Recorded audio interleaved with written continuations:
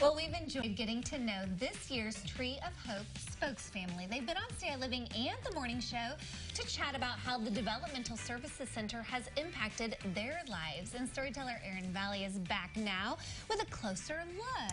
You know, it's a great time of year to be thinking about others. So I want to remind you guys that this year's Tree of Hope campaign has a goal of raising $185,000. Let's take another look at the Hain family and why they've chosen to be a voice for the kids and adults who've been impacted by DSC. So Garrett he's really quiet, he's affectionate, he's loving. Garrett, it's just really about love for him. Everly is lots of energy, just bouncing off the walls all the time. She's very spunky.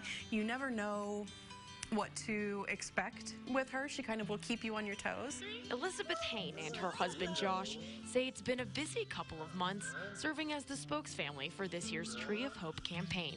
The fundraiser is one of DSC's largest events of the year, and for this family, the program and appearances have simply given them a platform to share what's on their hearts.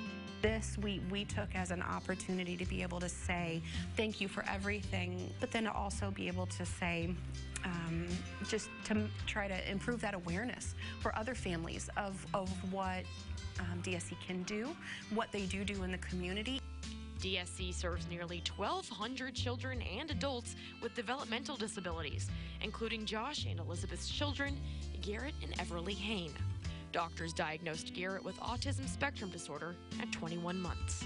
He'd gone through a really significant regression, and so a lot of the skills that while they had been delayed, he had developed, he lost during that period of time. And at that point, he was really kind of he almost secluded himself inside of himself, and we didn't know how to reach him. But with DSC's support, they learned how they could. They gave us these amazing tools that encouraged him to engage more, to make eye contact, to things like expectant waiting so that we understood his processing time that he needs. Everly, who has also shown a few delays in her development, receives help from DSC too.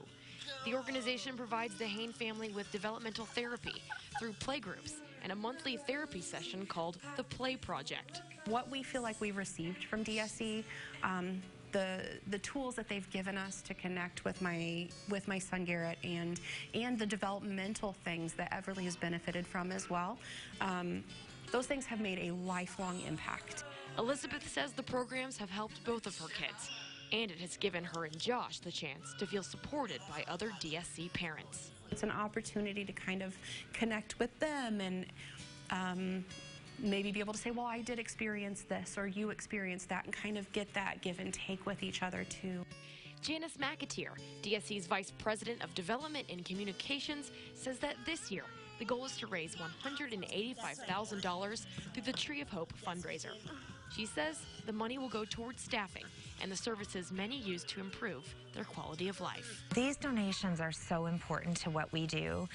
The state of Illinois, as we all know, isn't the strongest fiscal state, and so we don't get reimbursed to the level that it actually costs to provide services. So there's always gaps between what we're getting paid for and then what we're providing. So the local dollar, this donated dollar, helps to fill those gaps. If you'd like to donate, head on over to CILiving.tv. We've got you connected there.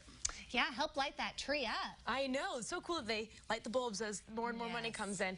And I just want to say really quickly how awesome the services are for adults, too. I mean, they help these adults live more independent lives, help them with their job searches, give them assistance in their apartments. So it's just a really, really great program. Yeah, so that those people can feel independent and that they may need a little extra help, and they've got it. Yes, so they mentioned as Garrett gets older, Garrett's going to be 18 and on his own one day, and it's good to know that he's taken care of. Absolutely. Great work they're doing over there, and thanks for sharing that story. Thank you. Give us a little closer look into the family's life.